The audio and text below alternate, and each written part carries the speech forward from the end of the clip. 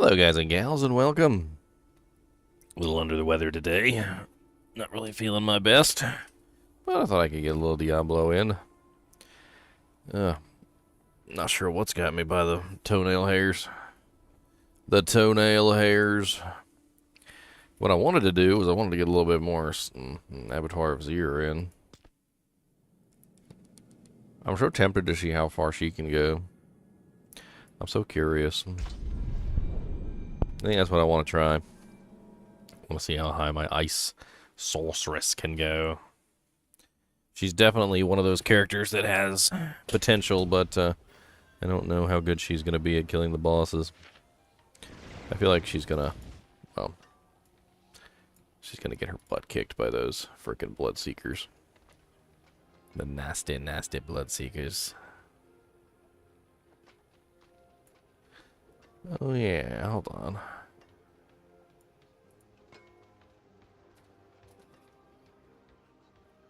Need my moose hat.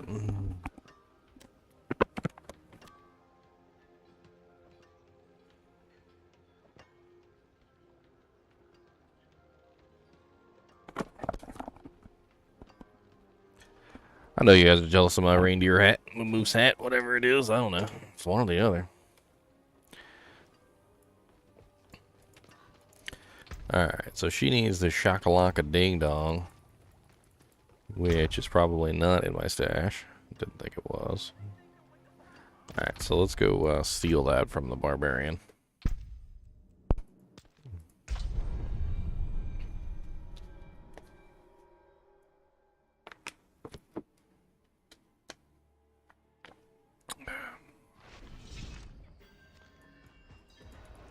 Steef. We're gonna steef it.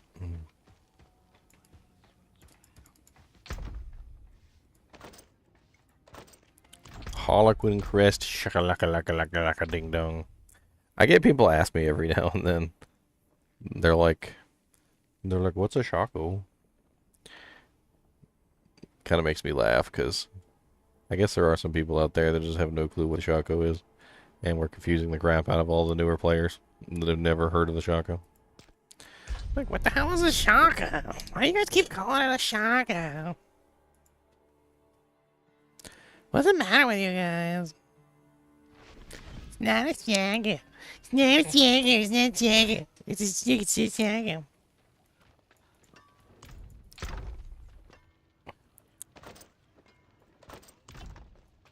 Every day I hear of a new threat in our lands. Alright. Let's give her the best chance we can possibly give her, too. So, let me go ahead and swap out this gem. I usually don't do this, but honestly, even a tiny bit of health could make a big difference in some of these encounters.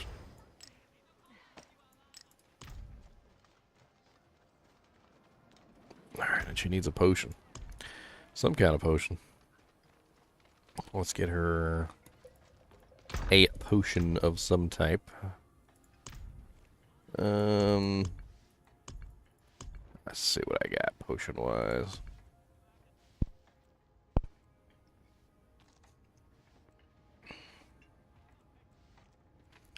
Lucky Hit would probably be her best bet if I have a Lucky Hit potion.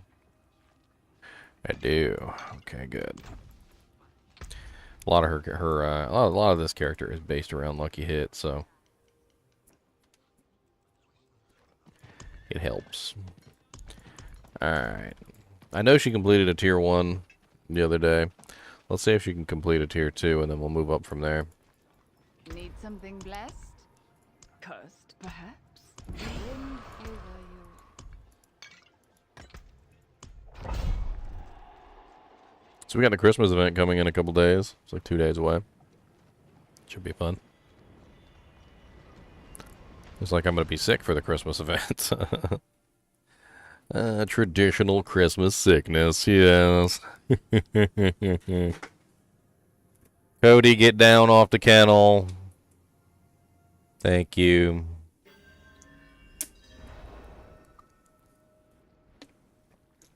Evil little turd.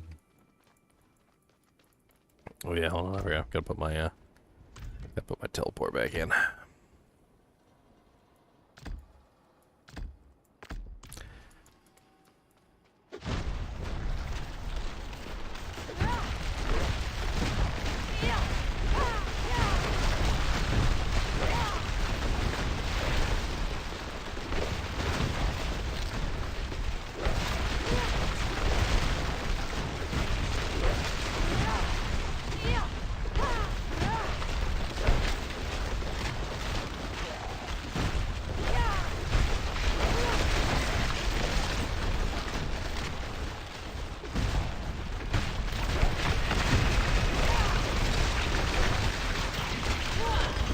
Oh, Bone Thrall Ballista.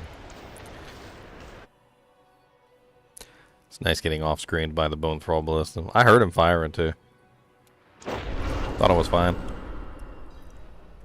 I was not fine. Bone Thrall Ballista. Clapping them cheeks. One cheek clapping at a time.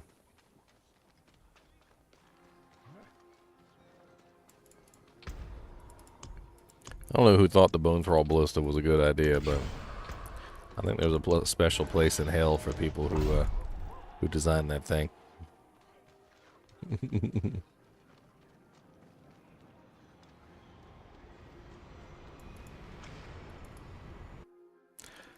Wow,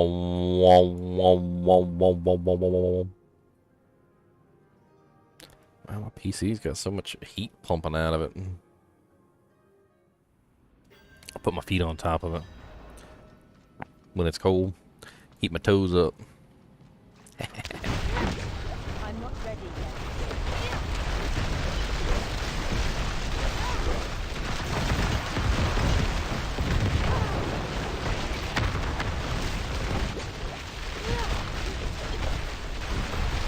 Well, they're unstoppable.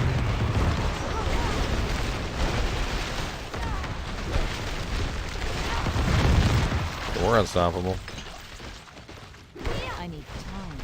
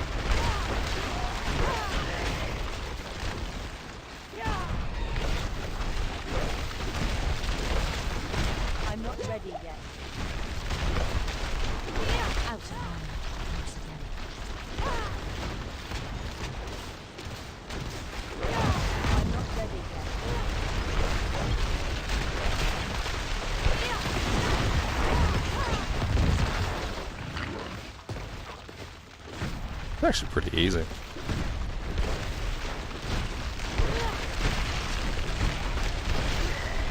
This character always did have an easy time.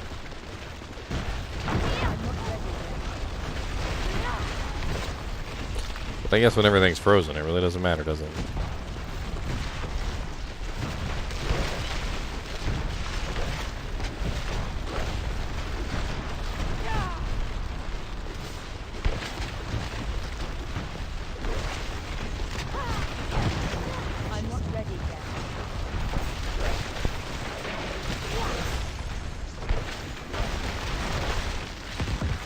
Yeah, I've been playing some D2R with my solo self-found assassin. I'm almost through hell difficulty. I'm having a hard time with her. She's gonna struggle through Act 3. I already know it.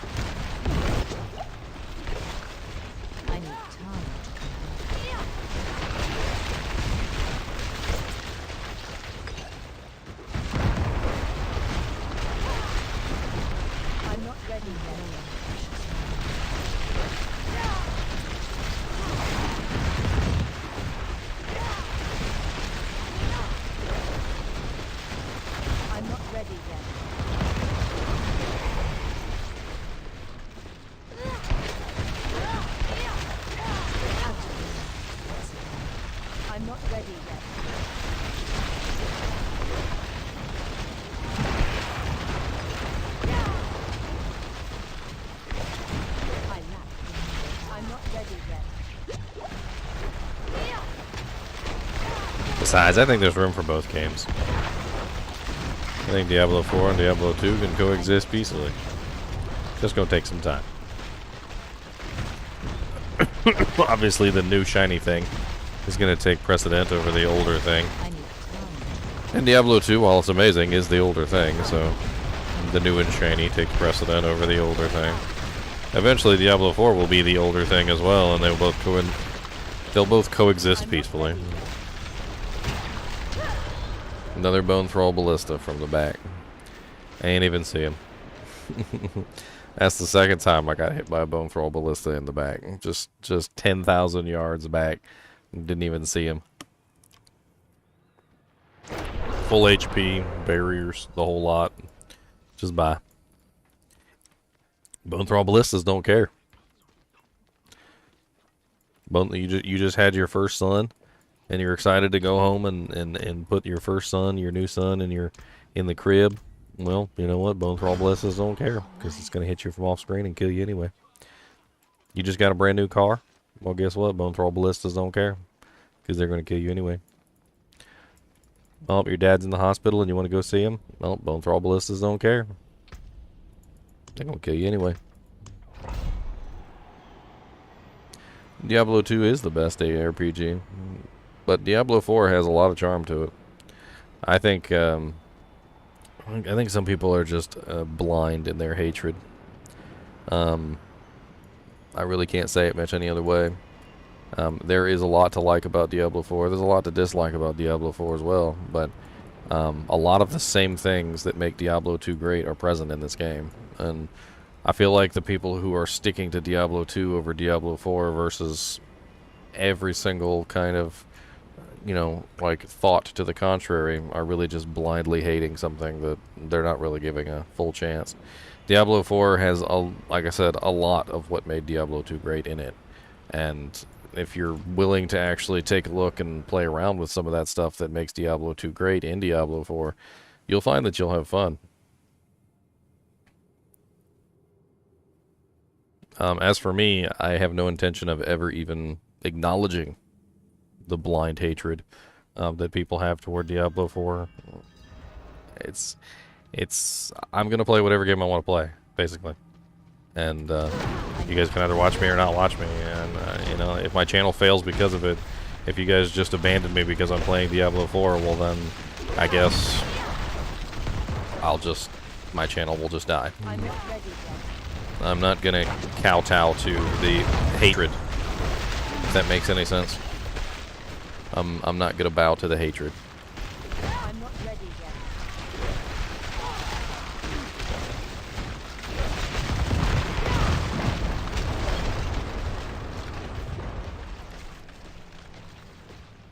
I'm not ready yet.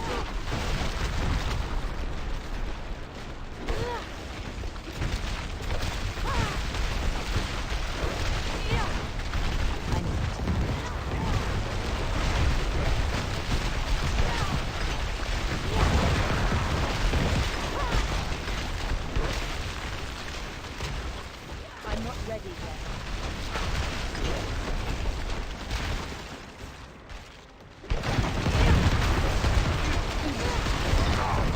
I need time to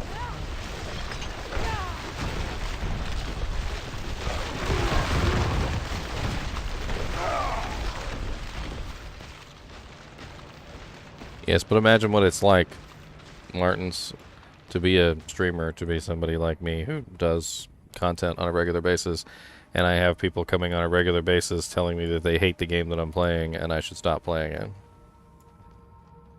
I mean, you're just one in a long list of people. And I don't get that just with Diablo 4, by the way. I get that with Diablo 2 as well. Because the hatred shifts to both sides of the equation. And I'm not bowing to either side. I like Diablo 2 and I like Diablo 4. I like both of them.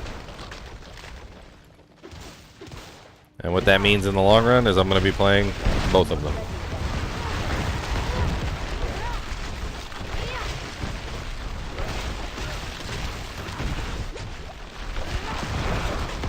I'm not ready yet.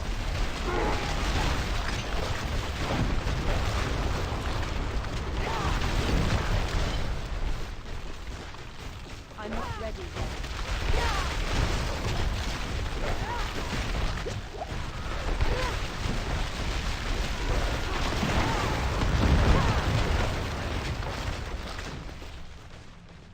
need time.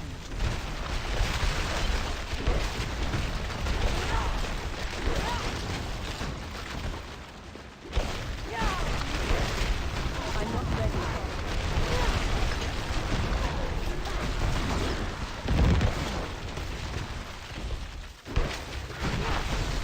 I'm not ready yet.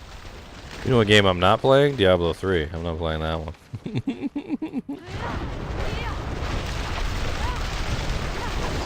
need time. I don't play Diablo 3.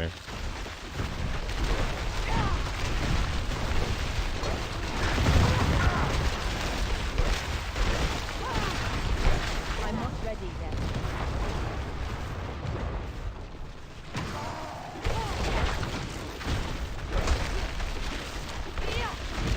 Well, I appreciate that, Lexi.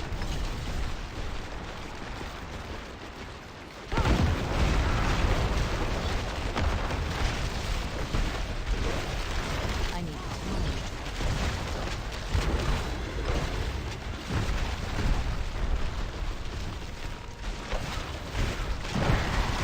I need time. Out of me. Exile.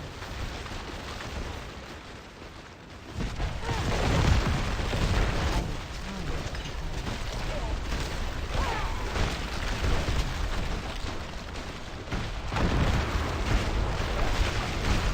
I'm not ready yet.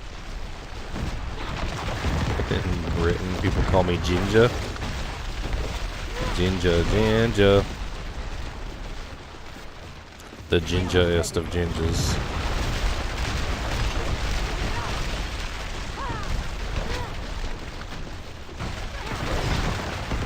I need time.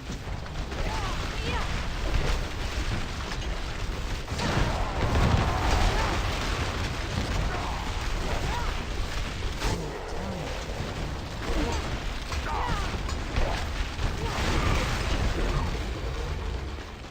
I don't know why I clicked on that. I'm not ready yet.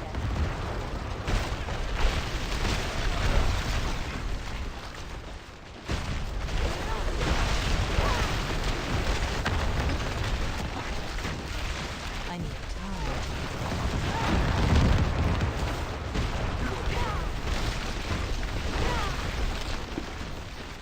Huh. I haven't been one-shotted from off screen yet. I say yet.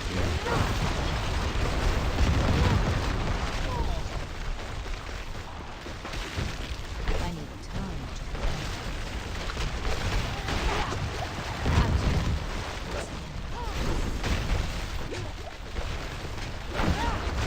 I need time.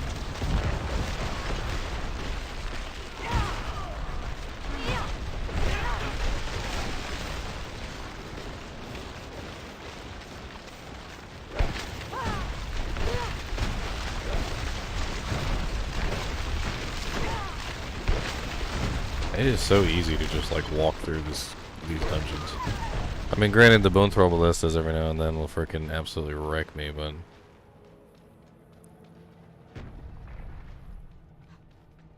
oh, charming person, I haven't seen you in a while. I'm not ready yet. I lack the needed help.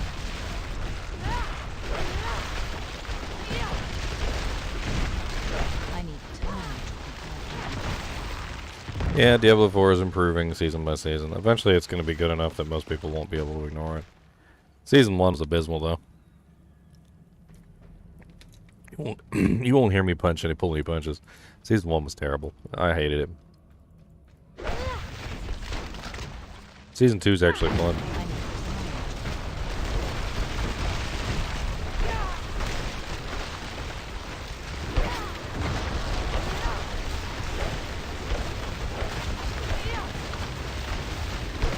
I need time to prepare.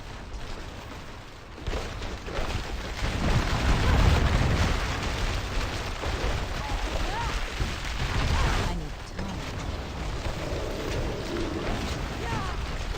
So many suppressor fields. Oh god. I'm not ready yet.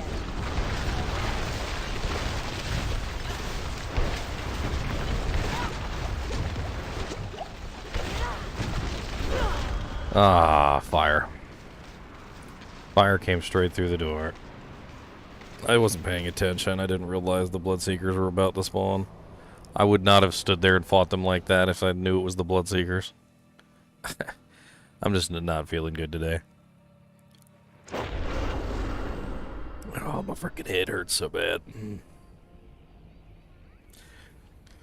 Ooh. I'm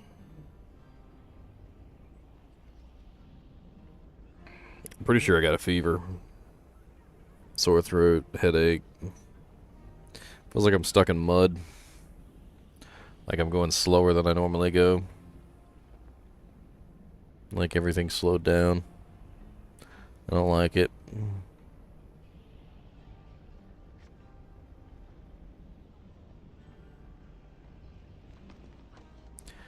Maybe it's not the best time for me to be pushing Abottoirs of Zir when I'm not paying attention.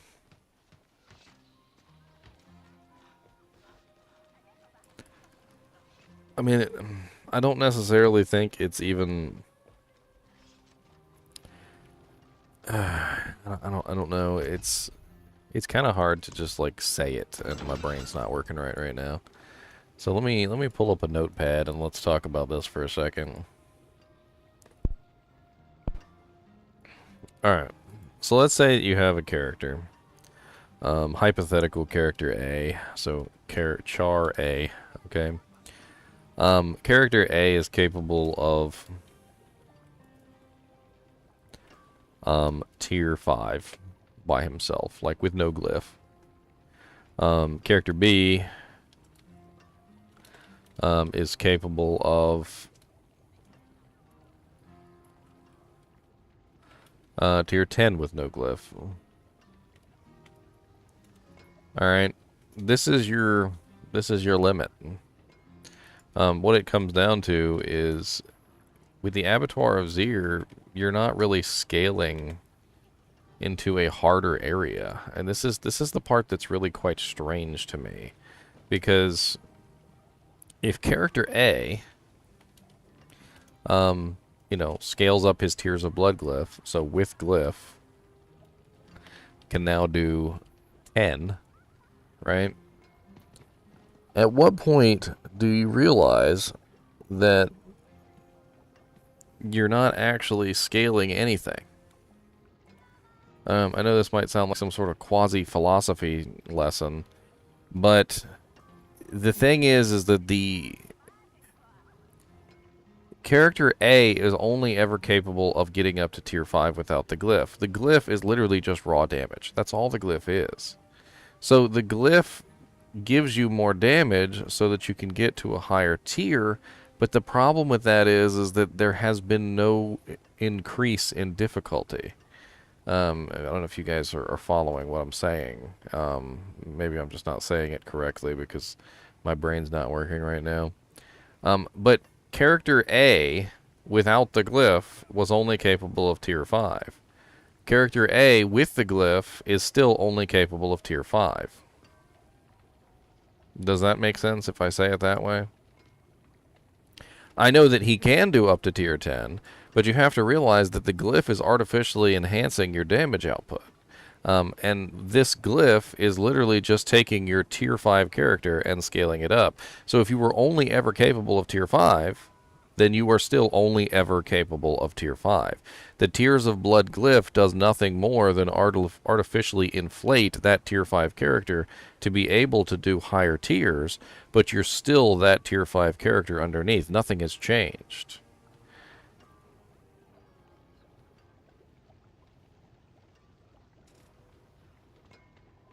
So you basically scale the glyph scales your damage, and then as your damage scales, you're able to do higher dungeons. But without scaling the glyph, you would never be able to do higher than what your character is capable of. Like, for instance, if you just topped out all the damage you could possibly get with no glyph, and the highest you could possibly do without a glyph is tier 5, well, then that's the highest that you're ever going to get. You're never going to get any higher than tier 5. And the glyph is not going to change that. The glyph is just going to give you more damage so that your tier 5 character scales higher, but you're still a tier 5 character. And this is important because what this means is that there's no skill to the increase in tiers. So no skill for going up tiers. It's kind of a contradiction because the glyph is giving you what you need to scale the tiers, not you getting better as a player or you making your character better, because you already were at the best that you could possibly be. So there's no skill increase. You're not increasing the skill of your your character. You're just increasing the damage output of your character so your character can increase in tiers, which doesn't do anything other than give you more tiers. So it's like a feedback loop of, like, do higher tiers, level the glyph, get more damage, and it just loops back in on itself. So you're just going to constantly do this. So every single time you get to a higher tier, you need more damage. You're going to level up the glyph to get more damage, and then you're going to do higher tiers to level up the glyph and then get more damage, and it's just going to continue in that feedback loop all the way up to 25 until eventually you have like a tier 200 Tears of Blood glyph. I don't think the Abottoir of Zir is necessarily a good thing. I don't know what I would do to fix it, but I just don't think it's a good thing. I feel like I'm happy that it's a test. It's something that's being tested, and it's not something that's actually going to make it into the live content. Because it shouldn't make it into live content. I feel like it still needs to be reworked.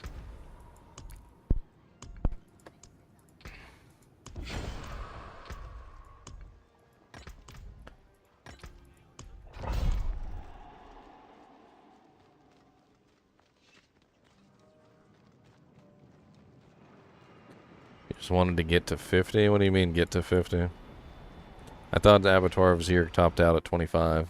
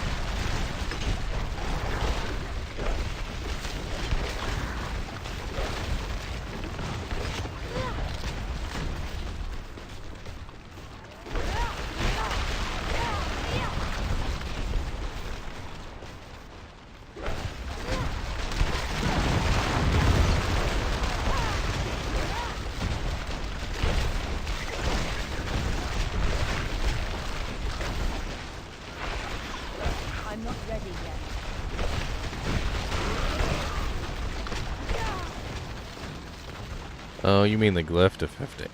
Okay. That makes sense.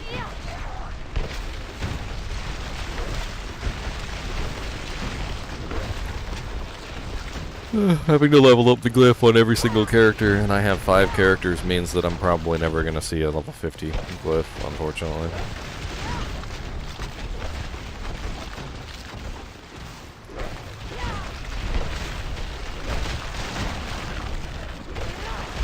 Not really sure what to think about it either. It's not that I want them to make it so that it levels up on all my characters, but I do find that leveling up on all my characters is just extremely tedious.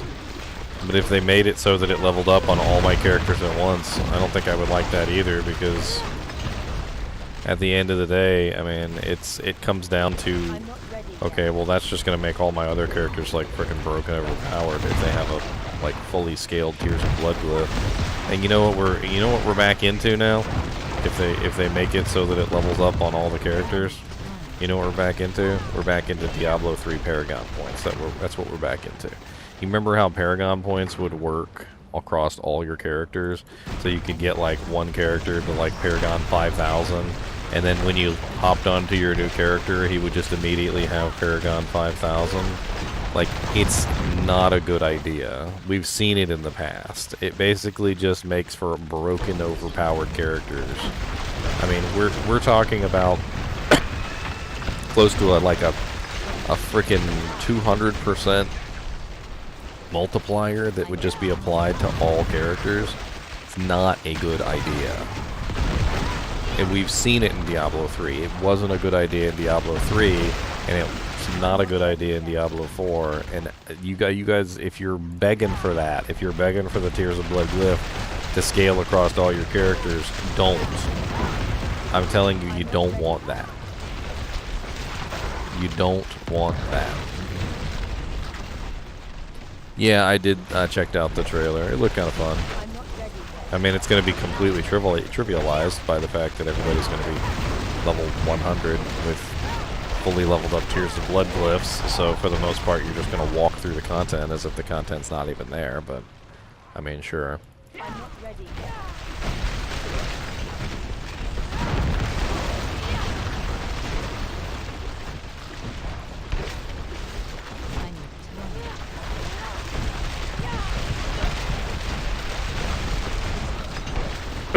Hmm. I'm not ready yet.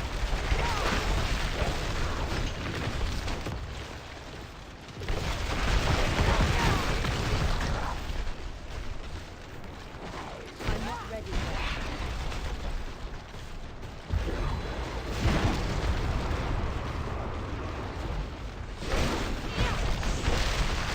I need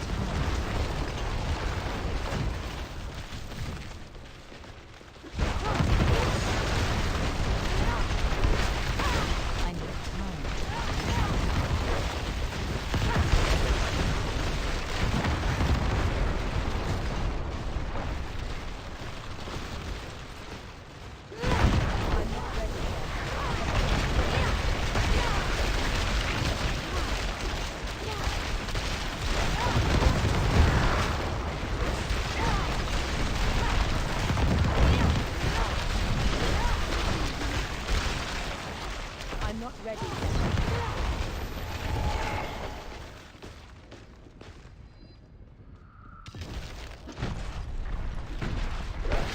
I'm not ready yet.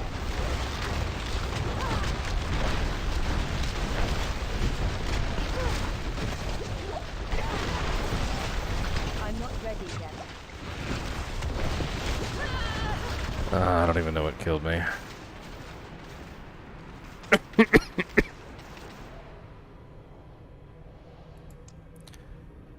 I can't get past the Bloodseekers.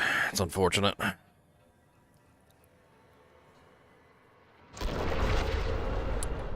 Fastest way to get the glyph to 50?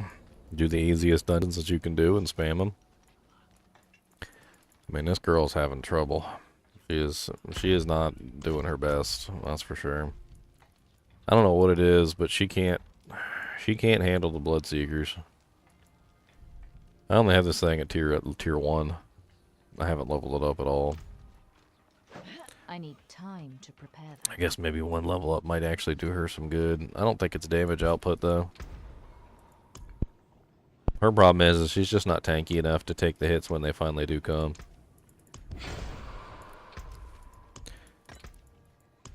As you can clearly see, she's not used to being hit. Everything's frozen. She doesn't get touched. For the most part, her entire playstyle is designed around the idea that, hey, nothing's going to touch me.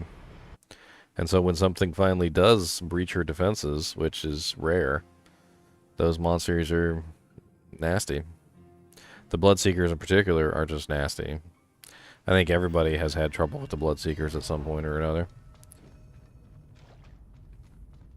Before they nerfed them, the Bloodseekers were downright freaking atrociously scary. Just absolutely atrocious.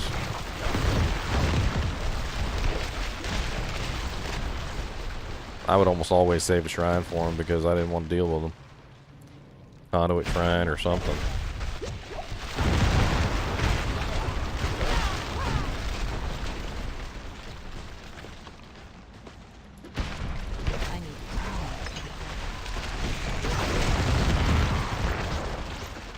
You know, I don't like the fact that bosses can't be crowd controlled. I know in Diablo 2 they couldn't be crowd controlled either, but like it wasn't as big of a deal. I'm out of mana. I need time. I need time.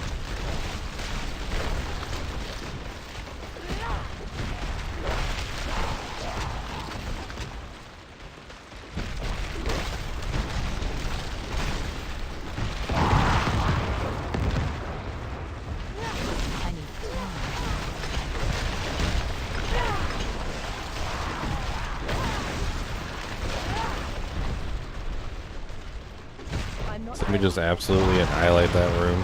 Suppressors included. So I fucking love this character. I'm not ready yet.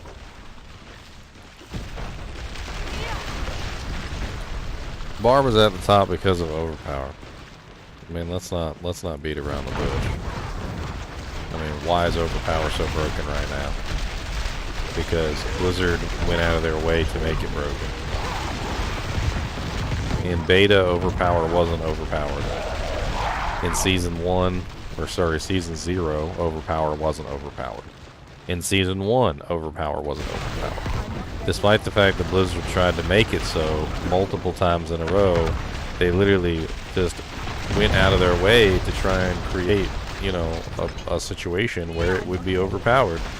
And they failed miserably for 3 seasons, basically. For the beta season, the alpha season, the frickin' the season 0 and season 1, they failed miserably.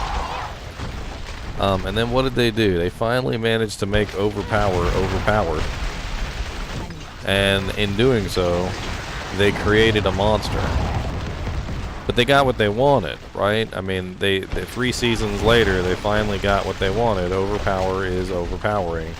And it does exactly what it was always supposed to do. But it's too good, right? It's too good. Are they going to nerf it? No. You know why they're not going to nerf overpower? Because they spent so long just trying to get people to use it. They spent so long just to make it into a mechanic that people would actually use that they're not going to touch it. And that's really just that's the moral of the story, is that they're just not going to touch it. And so it's just going to be broken for a long time. It wasn't necessarily that they were trying to make barbarians overpowered. It was that they were trying to fix overpower, and barbarians just happen to be one of the classes that take advantage of overpower the most. It's really, what it really comes down to is the number of weapons that they have and the amount of overpower damage that they can stack. They can stack literally 4 weapons worth of overpower percentage, and they just didn't take this into account for the barbarian. I need time to prepare. No, they won't touch it in season 3. They already said they weren't.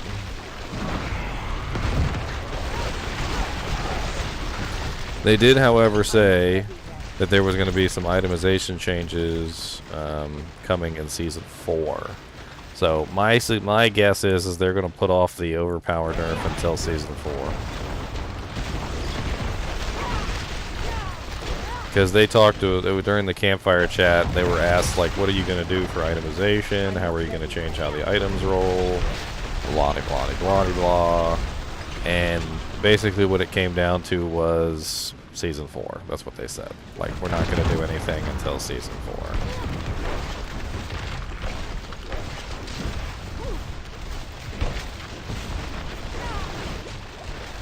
I need time. Why did I teleport in there? I'm such a... my brain just isn't working today. I didn't mean to teleport in there. I meant to keep my distance. And I teleported directly into the freaking danger that I knew was going to kill me. Oh, man. I ain't ever going to complete one of these as long as my brain's not working.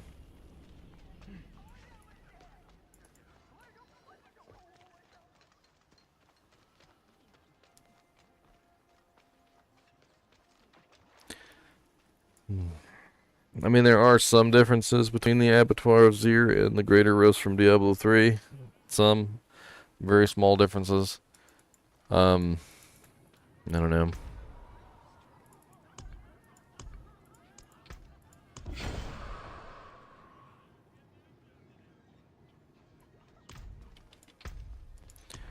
I think this is my last attempt on this girl. If I can't complete even a tier 1 on this girl, my focus is just gone, and I'm just gonna have to go play something easier.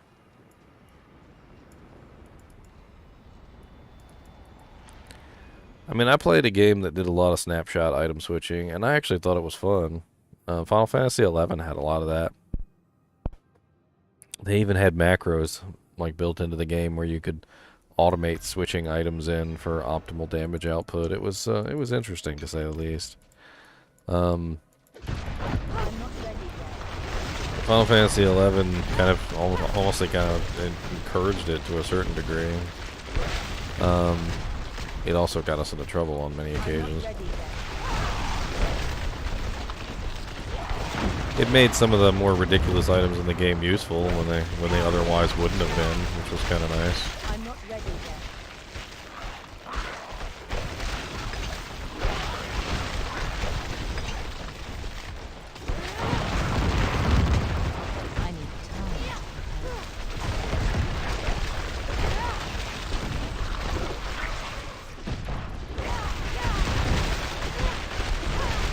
I need time.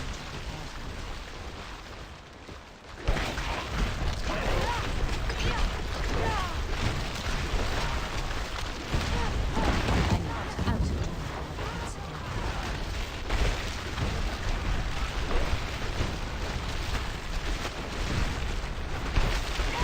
I'm not ready yet. Well, it's more so that a single death in a game like this that uses what I would consider to be cheesy one-shots. Cheesy one-shots are an interesting thing that when they happen, like in a game, you know, if the game has cheesy one-shots, well, I mean, sure, like, okay, you know that they exist, right? But I don't think the Abottoir of Zir with its single death belongs in a game that has a bunch of cheesy one-shots. So they've got to do either one of two things. They've got to either A, get rid of the cheesy one-shots. Like, you can't have a bunch of freaking cheesy one-shot mechanics basically built into the game, and have a thing that literally, you know, ends it if you die just one time. Because the cheesy one-shot mechanics are just invalidating, like, any kind of skill playthrough. Like, I was sitting there playing earlier in here, and you saw, like, the Bone Thrall Ballista just one-shot me as soon as I walked into the room. I mean, engaging, skilled gameplay. That is such skilled gameplay. I need time.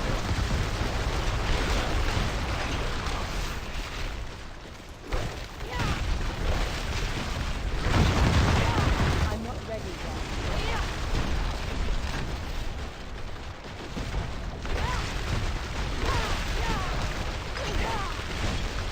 I need time to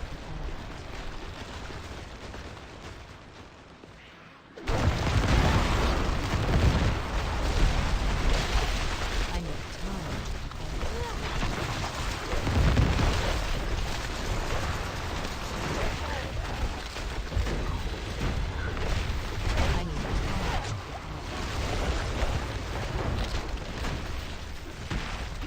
I mean, making a character that can survive in the Abottoir of Zir is not exactly easy.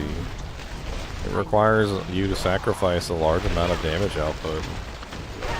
A large amount of damage output. I mean, you really have to sacrifice damage output for survivability just to even make it work.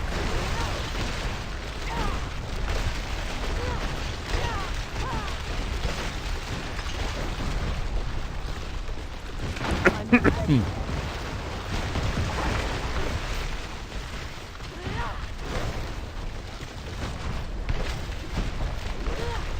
I'm not ready yet.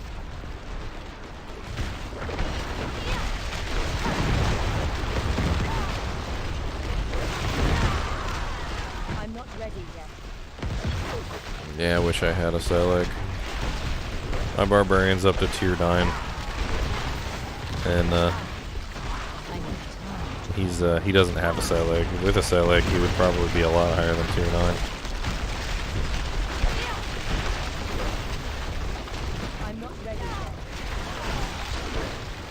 He'll get randomly one-shot by stuff.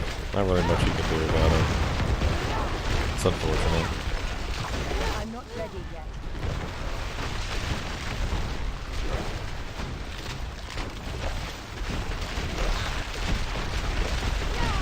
I'm not ready yet.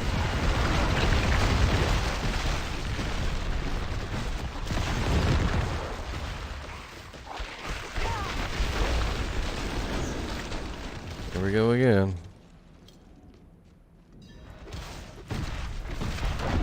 I need time.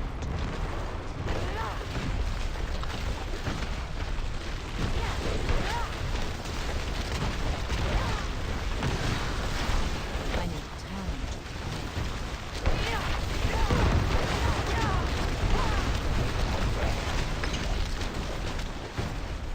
I freaking hate that exploding effect. It's got to be one of the most ridiculous effects in the game. That stupid chasing exploding effect. Oh my god, I cannot stand it. It feels like no matter where you stand, that thing just hunts you down. And you literally can't stand still for more than a half a second. And then he freaking walled me in so that I had no choice but to get hit by it.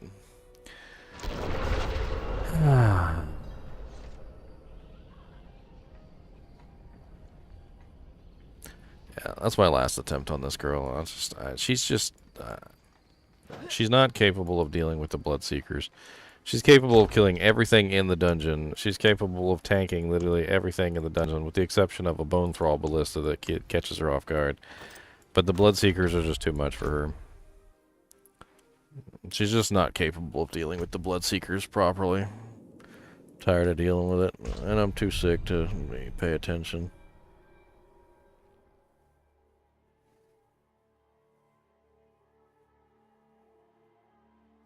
I fucking hate Path of Exile Aspen Solo, and honestly I hate it when people even suggest that game.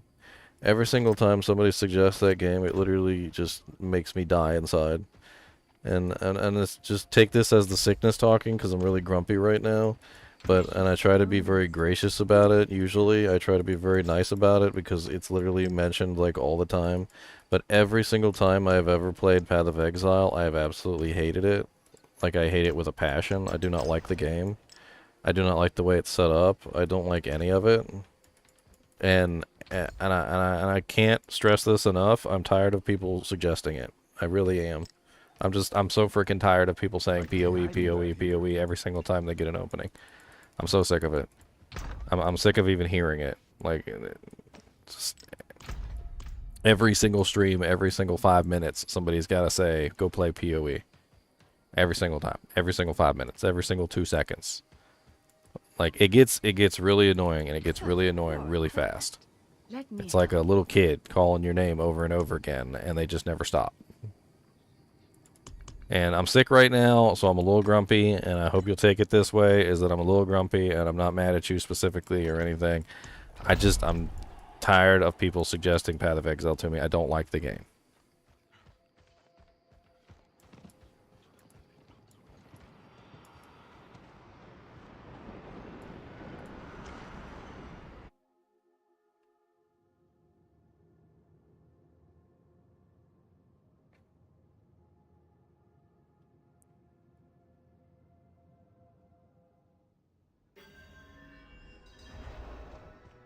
I've tried it multiple times.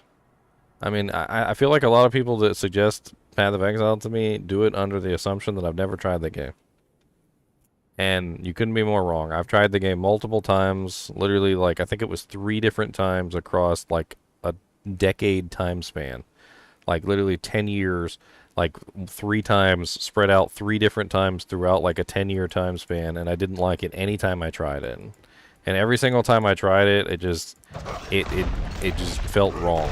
The game just felt wrong, and I don't like it. I don't know what it is about Path of Exile that puts me off so much. I just don't enjoy the game.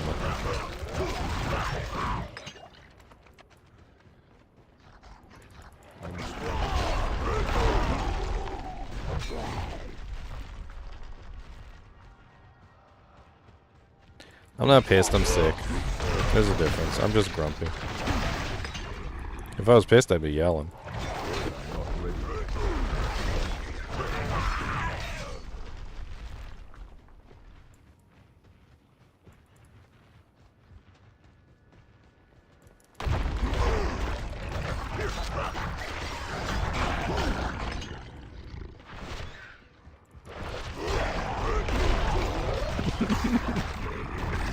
I'm gonna squash this tier 1 so I can feel good about myself.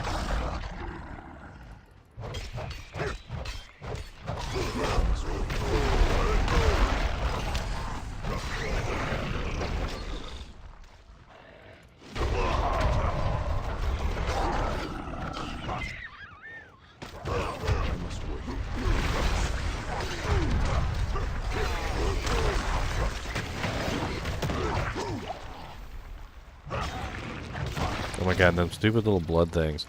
I was in like a really high tier 1 the other day. It was like a tier 8 or tier 9 or something like that. And there was a freaking blood, one of those blood things, and it had attached itself to the DR guy, to the damage reduction aura guy. And I couldn't kill the damage reduction aura guy, and I couldn't find the freaking thing because it was surrounded by monsters. So the damage reduction guy was just like unkillable. Until I finally did enough damage and to like clear out a little bit of space so I could find the little blood boil. You have suggestions for what to do for the rest of Season 2 if you're not inclined to push the AOZ over and over again? I mean, there's always a point at which things fall off.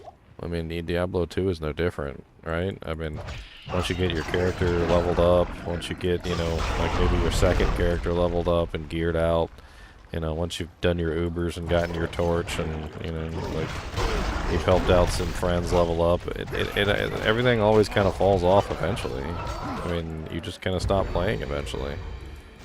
I mean, that's not necessarily a bad thing. Maybe it's a bad thing to the developers, because the developers don't want you to stop playing, but I mean, at a certain point, honestly, I think that yes, you would. That's how seasons work. They start out really hot, and then they slowly grind to a halt. And then once the new season starts, things pick back up again. But I just don't know if the Abottoir of Zir is a good thing to add into the game.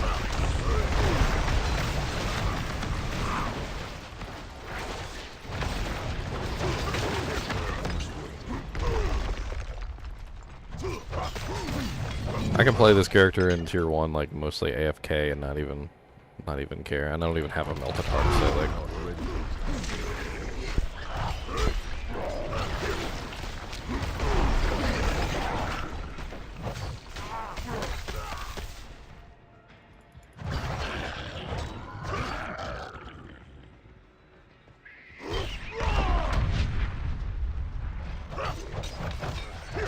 oh, I'm looking forward to the seasonal event. I'm a little upset that it's going to be, you know, ridiculously easy, but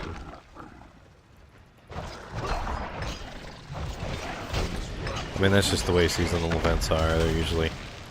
They're usually supposed to be ridiculously easy. That's just the moral of the story. Alright, Bloodseekers, prove me wrong and kill me real quick.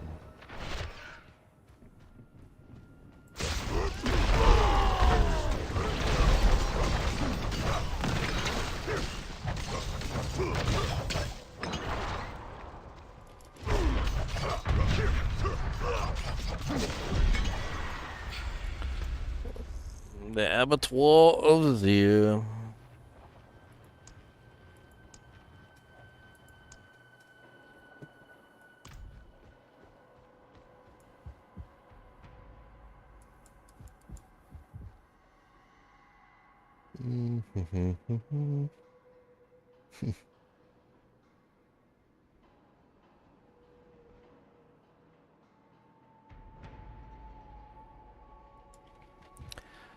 I mean, let's talk about for a second, like, what they can do to the Abottoir of Zir to make it a something that, that is fun.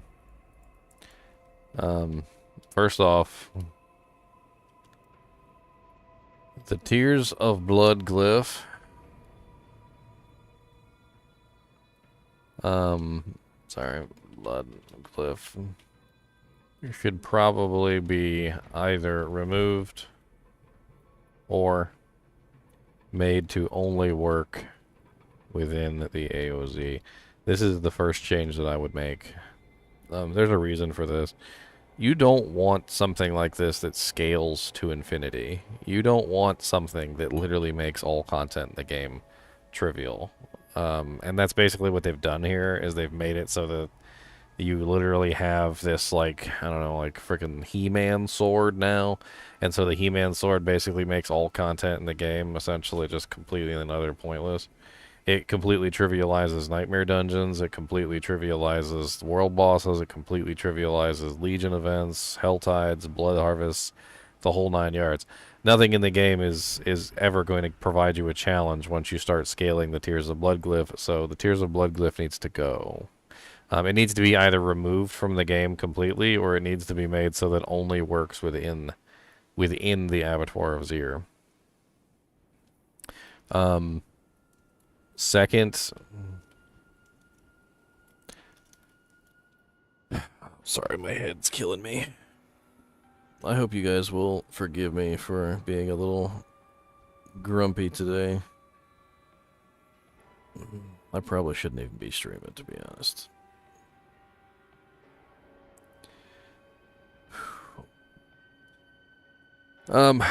Second, they've really got to fix all the cheesy one-shots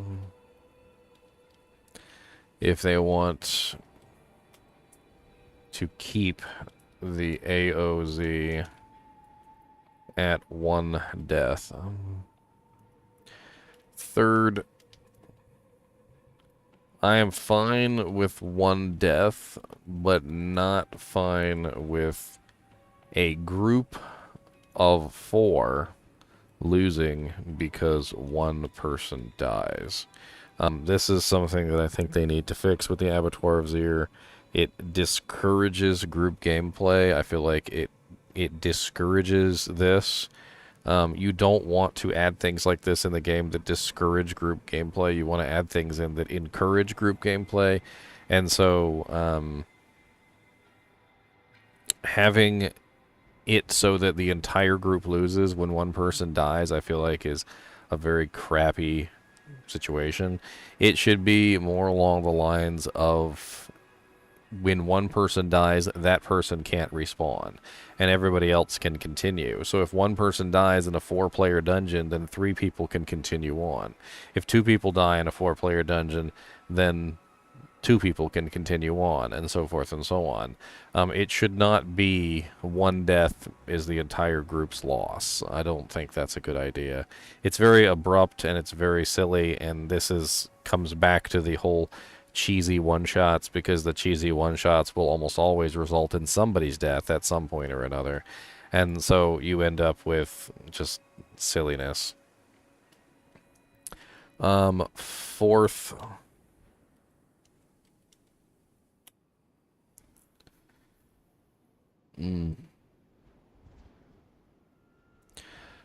the Bloodseekers. So this is an interesting one, and we need to talk about the Bloodseekers for a second.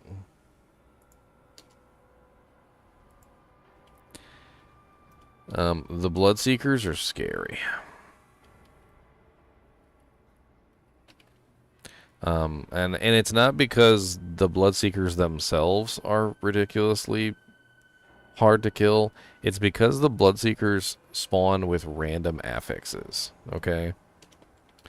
Random affixes. The random affixes that they spawn can range from easy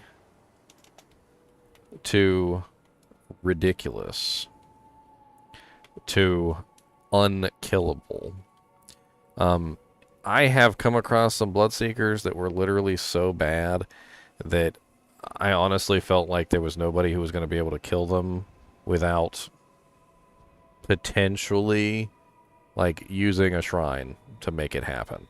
Some of the combinations of effects that are absolutely ridiculous are things like the Shadow Enchanted, which gives the user shadow clones. And the shadow clones can spawn up to 5. or up to 4 shadow clones, which means that you have a total of 5 shadow clones, or 5 like monsters for that particular attack.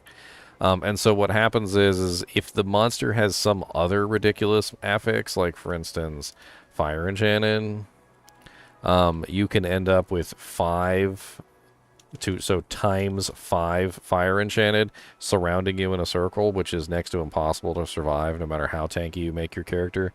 And they're always coordinated too, because the way that the Shadow Enchanted effect works is it actually coordinates all of the modifiers together.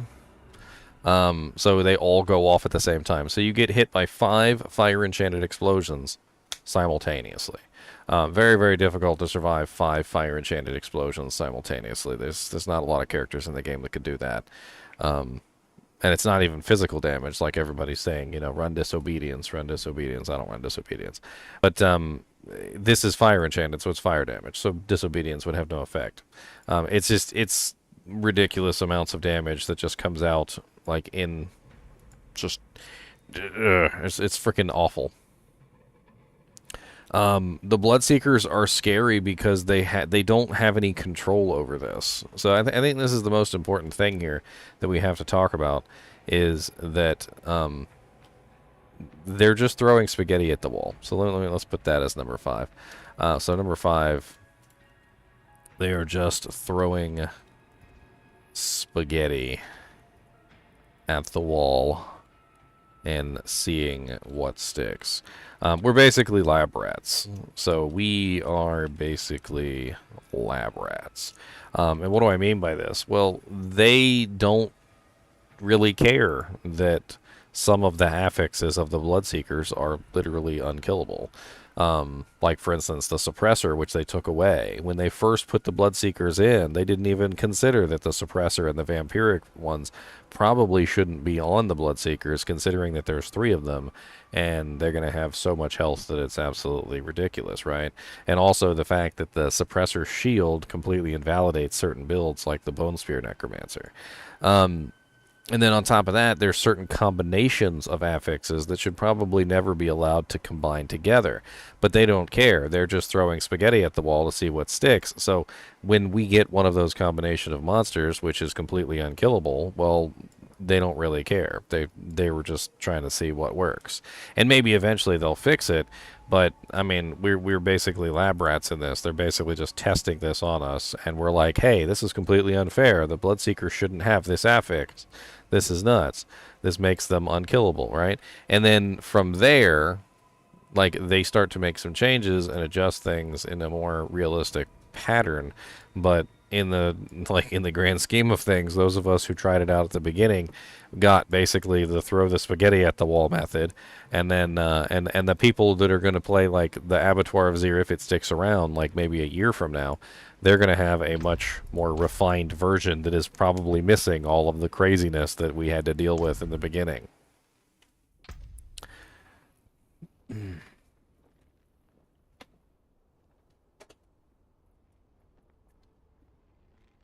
Oh, man.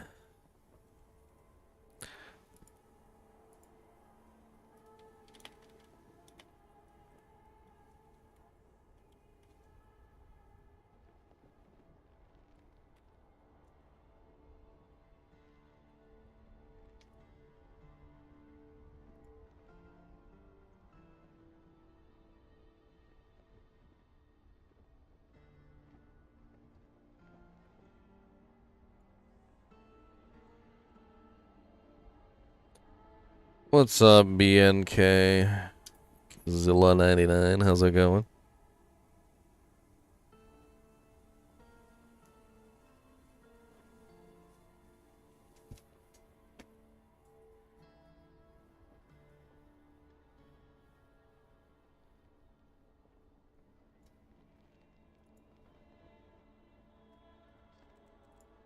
Why did I leave the game?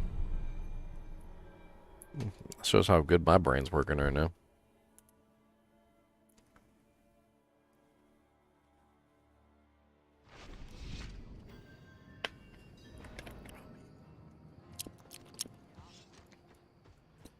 Alright, let's go push some content. I crushed some tier 1s just for lulz. Let's go push some content. A razor plate. 16095. It's worse than the one I have. Anybody running Thorns builds inside of the Abottoir of Zir? I'm interested to hear how those are working out. How are you guys, how are the Thorns characters dealing with the Abottoir? Stay on the path. Heed no evil.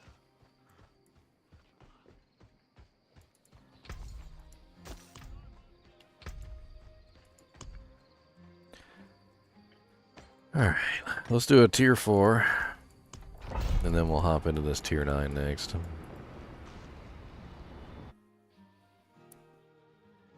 Yeah, I still stream Diablo 2. I did, I'm doing a Diablo 2 Resurrected, solo self-found assassin run that I need to finish up soon.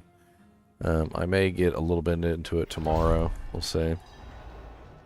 I'm in hell difficulty right now, so... Bone Throb Ballistas. What's up, Bone Throb Ballistas?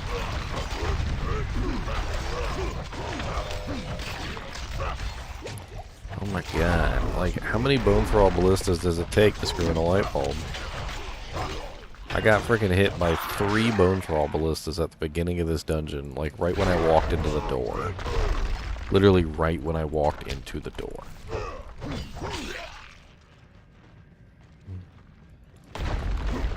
Almost died too. If it wasn't for the fact that this character is just super tanky, I almost died. Any other character probably would have died to 3 Bone Thrall Ballistas shooting them in the face.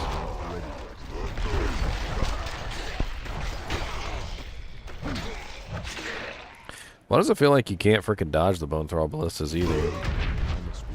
Because you can't see them and you don't know when they're firing, you don't know when to dodge, so it just seems like they just hit 100% of the time when they're off the screen. I mean, I could be wrong, but that's what it feels like.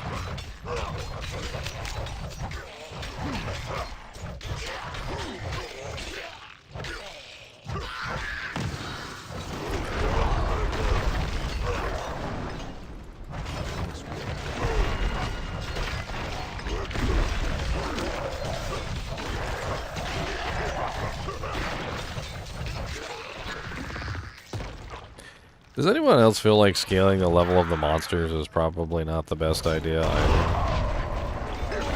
I feel like I could add this as a number 6 on my little paper here. Is that number 6? There has to be a better way to scale content other than making the monsters higher level. There's got to be a better way. Like, why are we fighting level 150, 160, 170 monsters when we're only level 100? Like, there's got to be a better way to scale content other than just simply making the monsters level higher. I feel like it's just really lazy.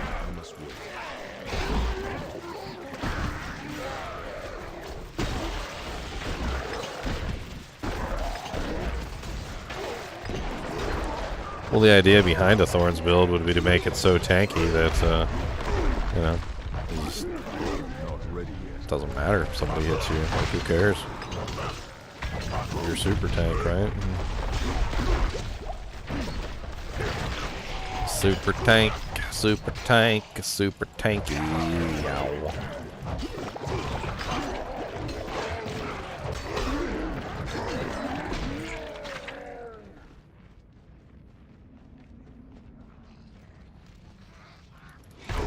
He-Man is great, you kidding me?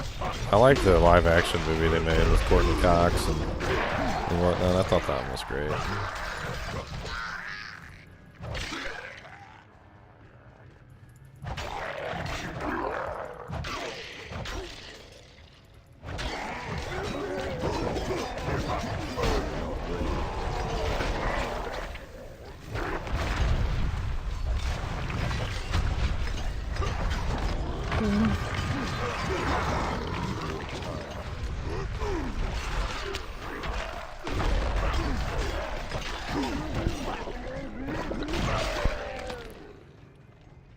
I must wait.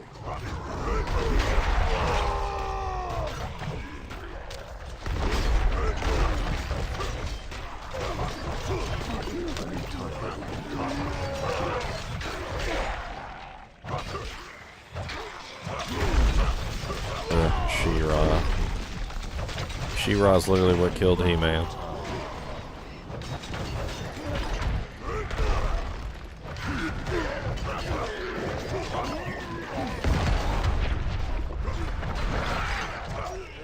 They should rename She-Ra the death of He-Man.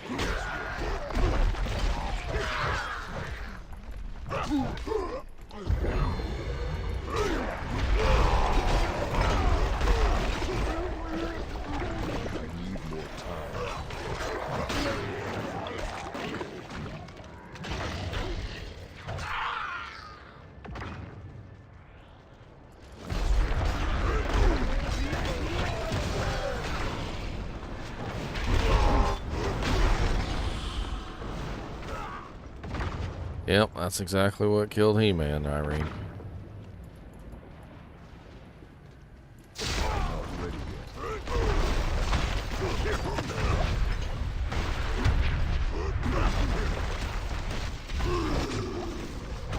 I need time.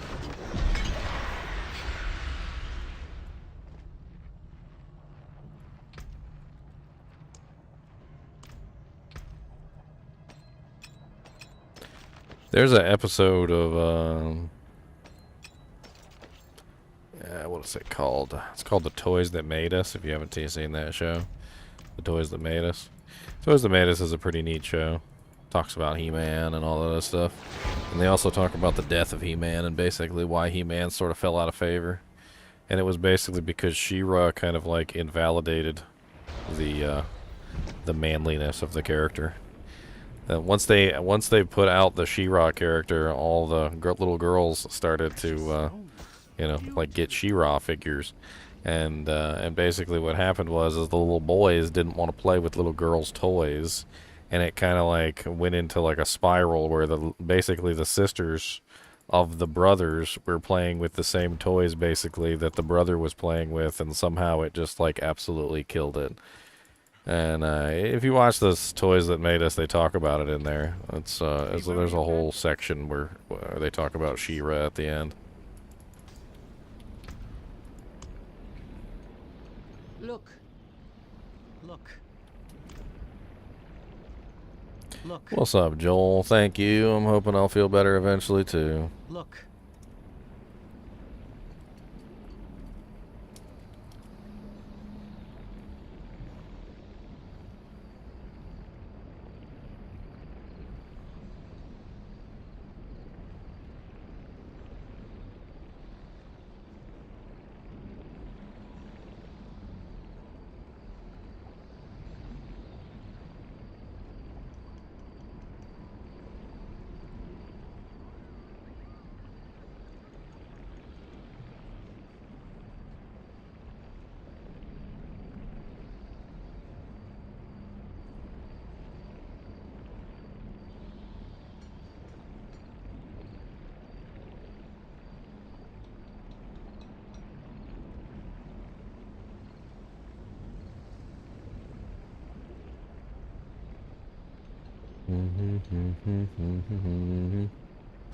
I like me some Teenage Mutant Ninja Turtles, though.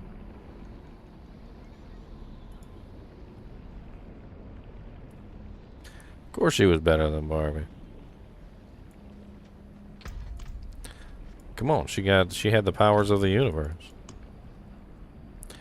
Alright, let's go push this tier 9. This is gonna be rough. We'll use a resource potion, up our damage output a little bit. See if we can actually push this tier 9.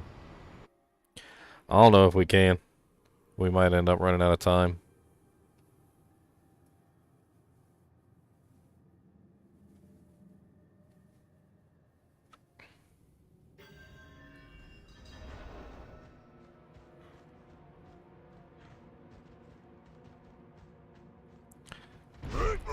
I like Ninja Turtles, I like Transformers, I liked all sorts of stuff back then. I liked He-Man too. He-Man was fun.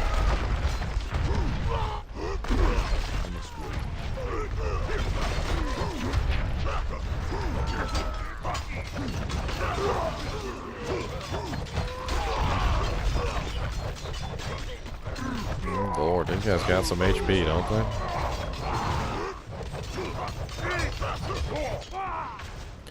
Even just the regular trash mobs got some HP.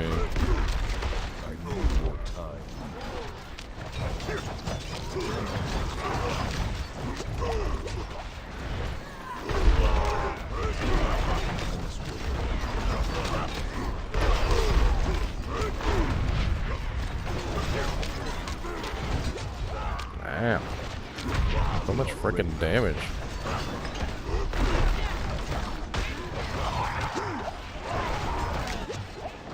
So many archers, like, and they all got freaking enhanced health. Like, good lord, just sit down, archers. Do any of you archers not have enhanced health?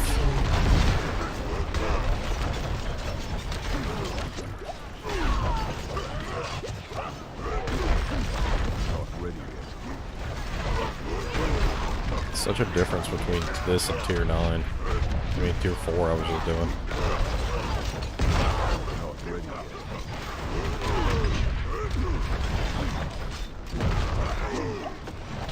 I'm already running out of potions.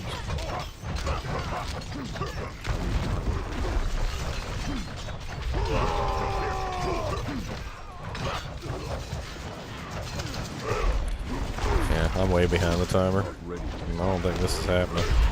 Unless I get lucky with some freaking sick shrines.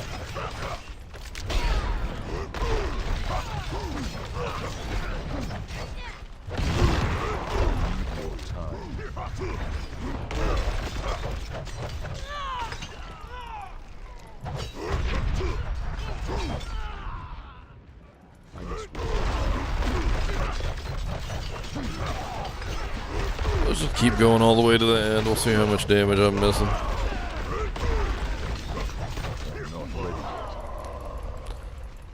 Congrats to him.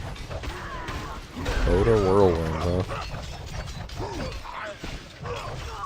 That's an odd combination. Must be using Ramalodni's.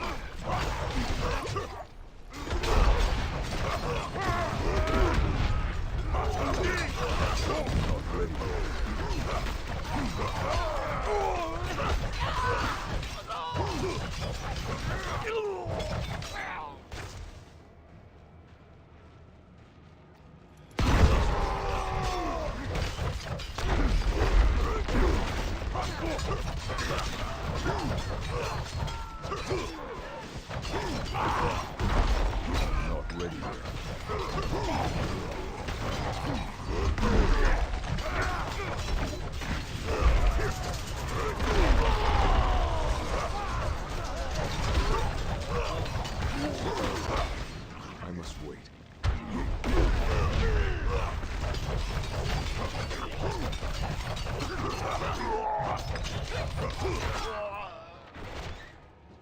6 minutes left, and I'm only a quarter of the bar.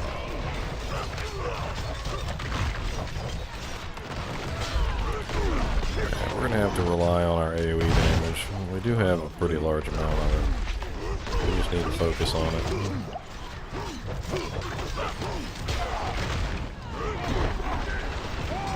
Oh, my dear Lord Jesus.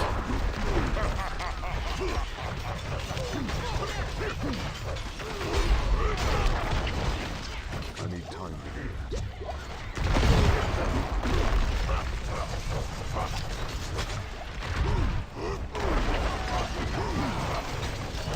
I had to get the one with the 18,000 archers that sit in the back and just spam shots at you.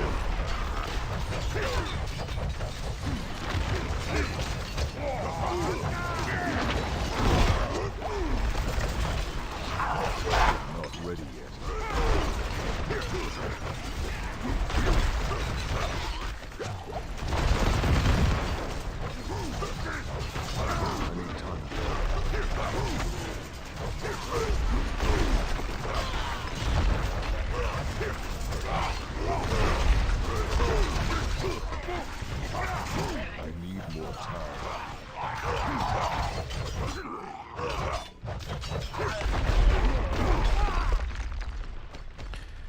Rough.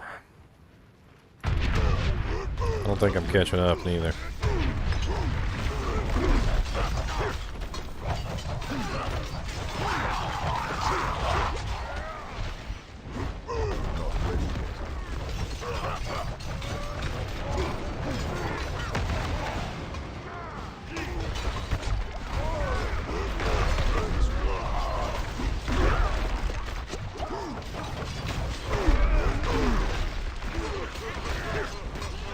Why am I stuck?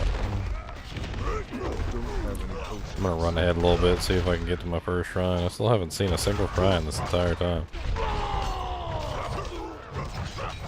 which is odd. Alright, what do we got here? Artillery, that might just do it. Not ready yet.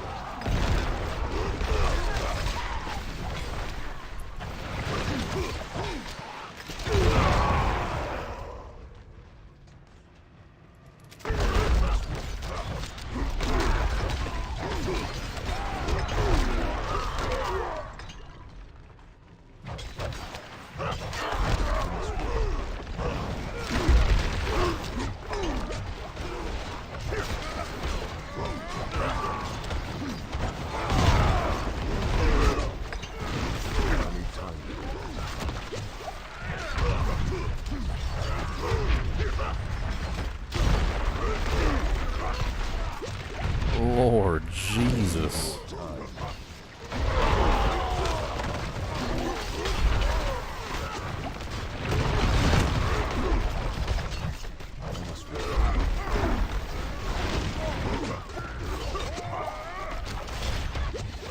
Yep, died.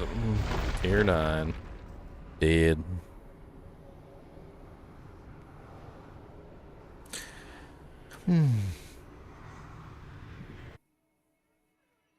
Oh, you're absolutely right, Diesel Alpha. Abottoir 0 is straight up a copy of the Greater Rifts from Diablo 3.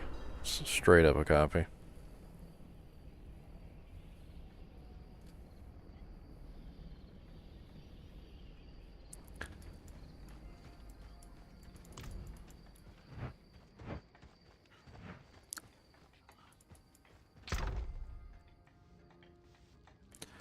I don't think this boy's capable of tier 9.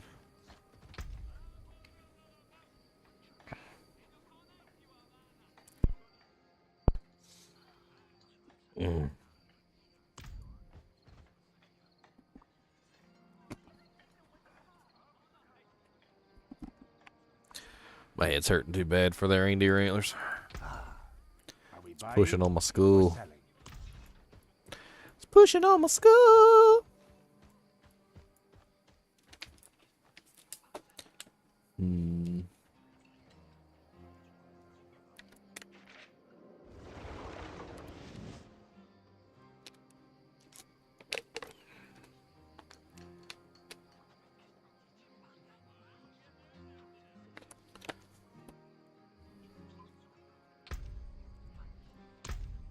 I'm probably going to regret this.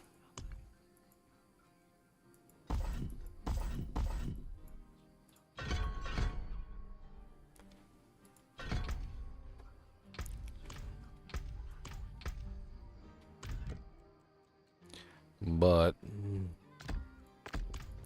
I think that might make the difference.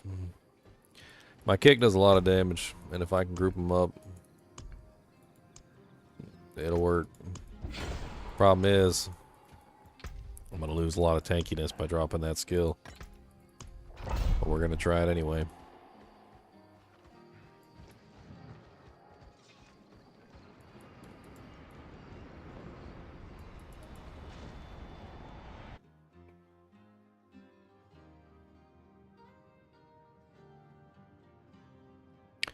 Phones would be powerhouses of gaming if they would just stop trying to do passive cooling. You cannot game on a passively cooled device. I'm sorry. It's just not possible. I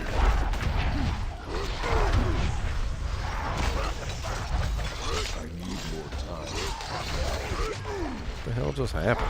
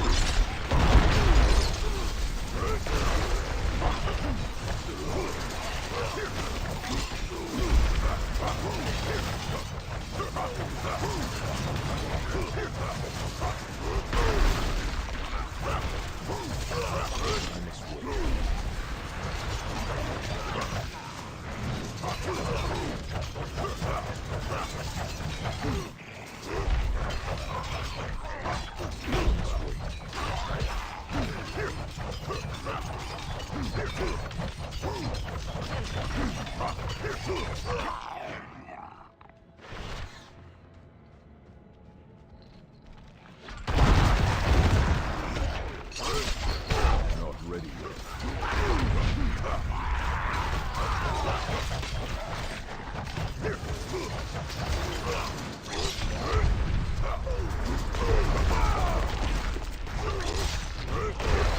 Not ready yet.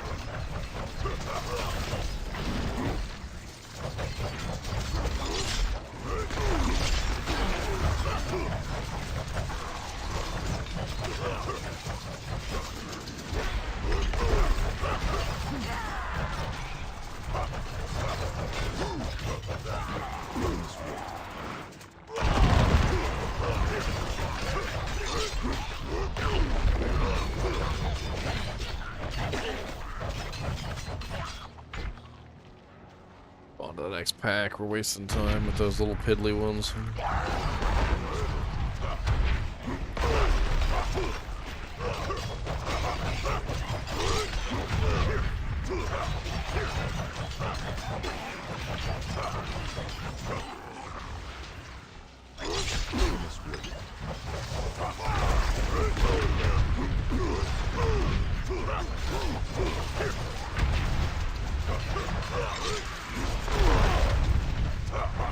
Not ready yet.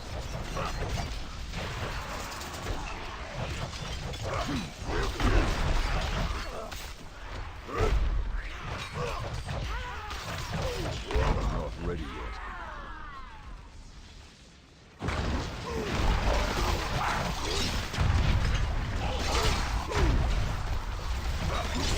I need time.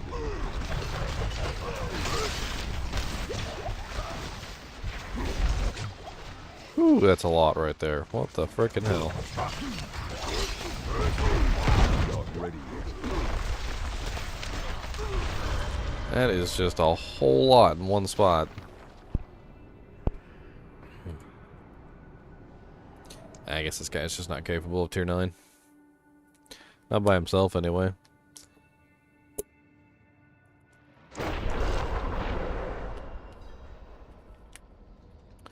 Let's go back to some of the lower tiers.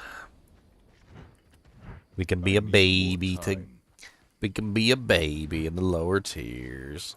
I just don't have the damage output. It's obvious. I can't kill them quickly enough.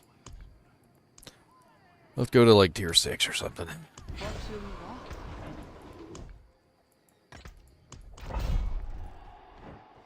I should be able to handle tier 6 just fine.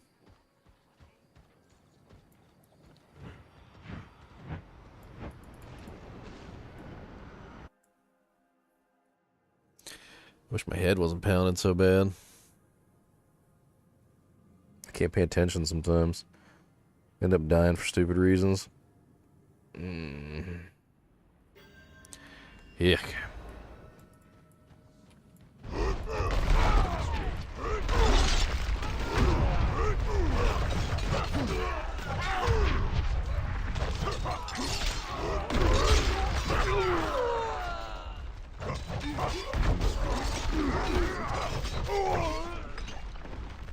Infinite scaling. Not ready yet.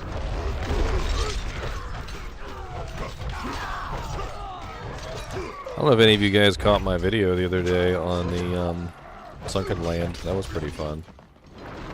For Saturday's horror, I did a Sunken Land, kind of like underwater thalassophobia kind of a thing.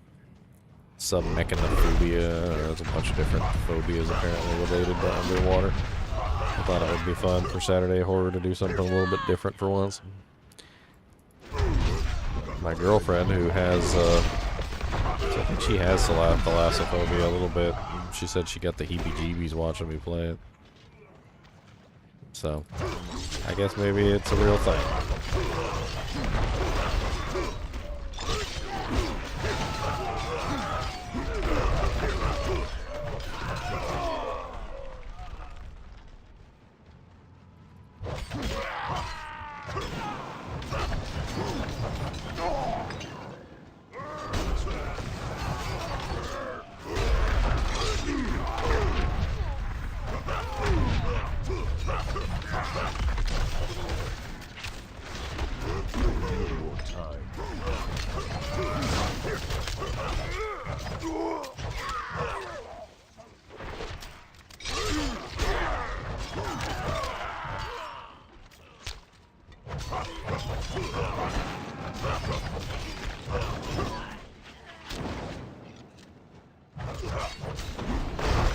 Not ready yet.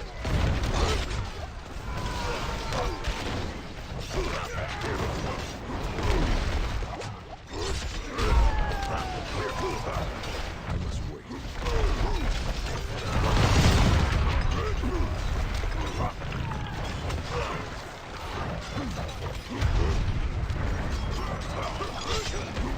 Not ready yet.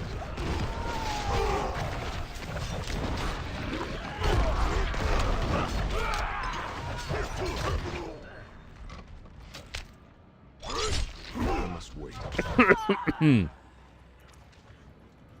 Alright, that put me back on track for the timer. I'm not ready yet.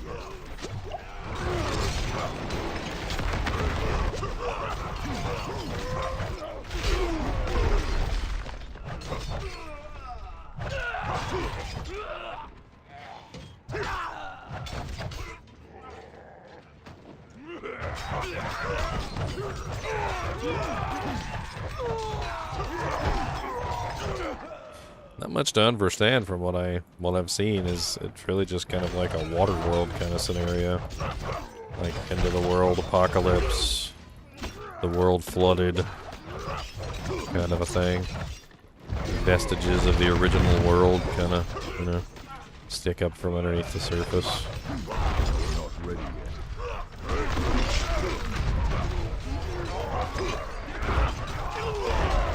Very much so a water world type kind of a movie.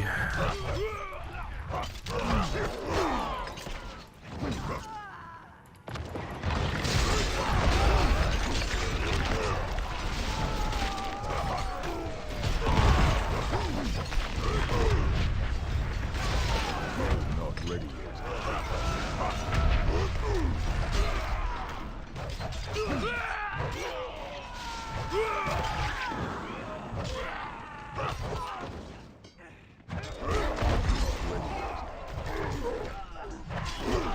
Some of it was pretty creepy, like the underwater amusement park. I thought it was pretty crazy.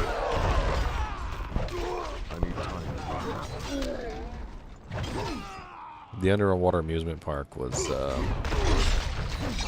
especially the Ferris wheel, kind of sticking out of the top of the water.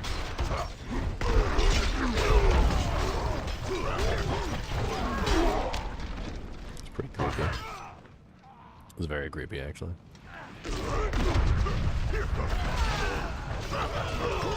Not ready yet.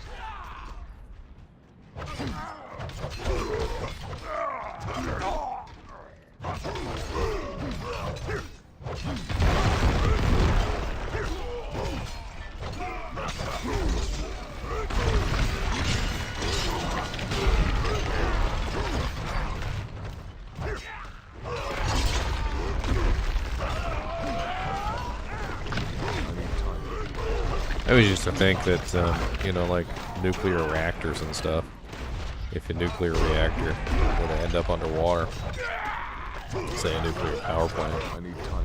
the water would probably be pretty warm there if the nuclear reactor was still going when the water, you know, came in. And I would assume that the infinite water would keep the reaction from ever hitting meltdown. But the thing is the water would be really warm there. It would also be radioactive. And the fish and the other creatures would probably go there because of the warmth. You know, like creatures tend to migrate toward and away from, you know, like the heat or the cold that their specific species is for, right? So you'd have these creatures, these fish, literally just like gathering around the nuclear reactors because they're nice and warm, getting irradiated. Who knows what kind of crazy mutated fish would come from that? I mean, eventually, right? There'll be some crazy mutated monsters.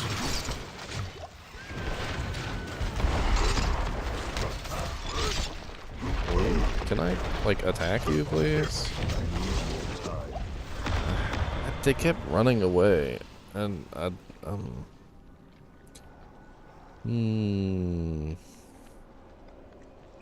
yeah, three-eyed fishes.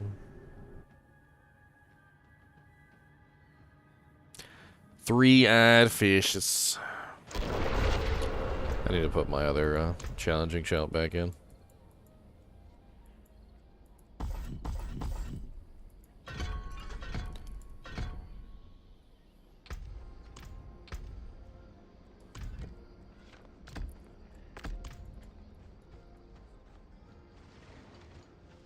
I love Waterworld. I was actually kind of surprised to hear that that thing flopped at the box office, which was really weird to me. I don't know why that flopped.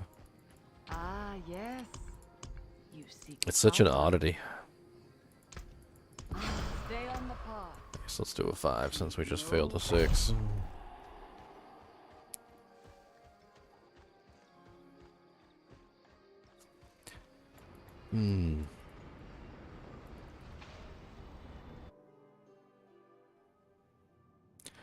I don't know, guys. If I can't even do a 5 right now, I think I might not be well enough to sit on here and play, so I think we might just call it quits. Might just try and go back to sleep. I know my streams are usually like 8 hours long, so an hour and 41-minute stream certainly isn't exactly my premiere, but...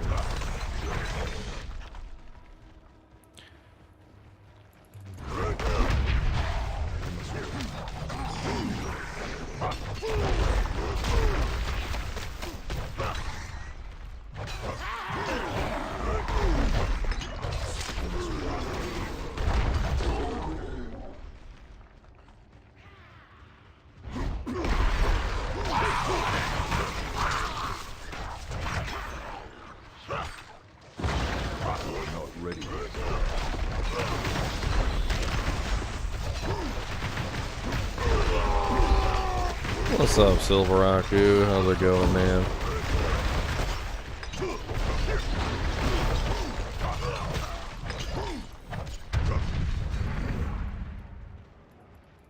Not ready yet.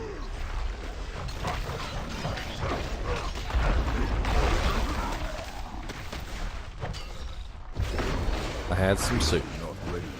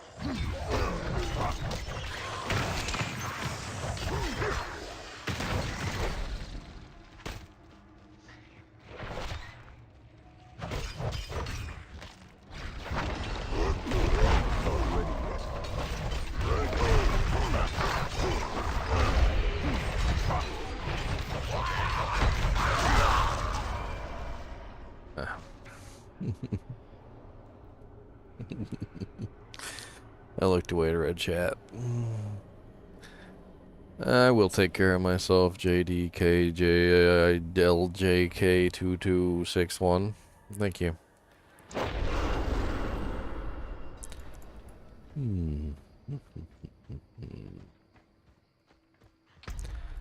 I think I am gonna hop off. I just don't feel good. And it's showing. I was able to clear tier 8s yesterday, and I can't even clear tier 5s now, because I'm just not paying attention. I'll see you guys tomorrow. Most likely I'll be on for the winter event, obviously. That comes on December 12th. And there's also some more stuff coming up, obviously, for Diablo 2 as well. I'm actually pretty excited about the gambling event. So, I'm definitely gonna be on Diablo 2 for the gambling event, so look forward to that. Anyway, sorry about the short stream today, guys. I'm gonna go pass out. I'll see you later.